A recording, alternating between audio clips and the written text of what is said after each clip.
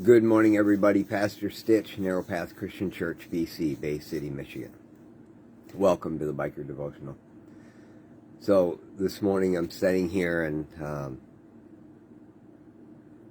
remembering one of the greatest biblical influences in my life from a man came from my grandfather, my mom's dad. And 8 years ago today, he passed away. And I had the opportunity to be at his bedside when he passed. And I promised him that day that his legacy would continue with me, that I would pick up the mantle. And it wasn't because I was feeling guilty about his death or anything else. I knew it was a mantle that I was supposed to had been carrying for a long time and ran away from it.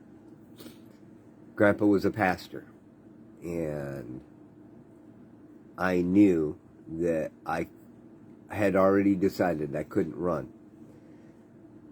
And I was there when Grandpa took his last breaths. I was there to see the tear in his eyes and the smile on his face when he saw the kingdom and saw glory, as he put it.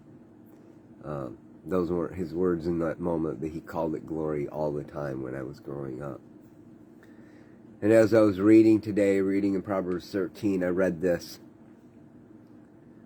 The one who will not use the rod hates his son, but the one who loves him disciplines him diligently. I thought about my grandpa, because this isn't about beating somebody with a stick. That rod represents their authority in someone's life. It's the authority that you have. Now, don't get me wrong. A proper spanking at the right time is a good correction tool. Don't get me wrong at all. But that rod is referencing your authority or someone's authority in your life. Whether you gave them the authority to speak to you, correct you, direct you, or if they have it because of paternal influence. Grandpa had it for two reasons. One, he was my grandfather. And two, I had offered him the opportunity to have influence and authority in my life by asking him to speak into me. And he did that. He was diligent in using that correction and correcting or chastising me if necessary. He always did it in love, and he was very careful about how he used his influence in my life. And I'm grateful for that. So today, as you go out into the world, there are those who you have influence over. You need to be very careful about how you use that influence.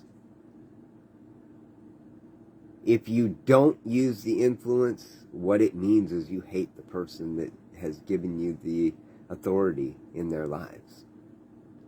If you don't use it, you don't care about them. On the other side of it, if you love someone, you're going to use that authority to correct them. And when you're corrected, you need to realize first, they have the authority.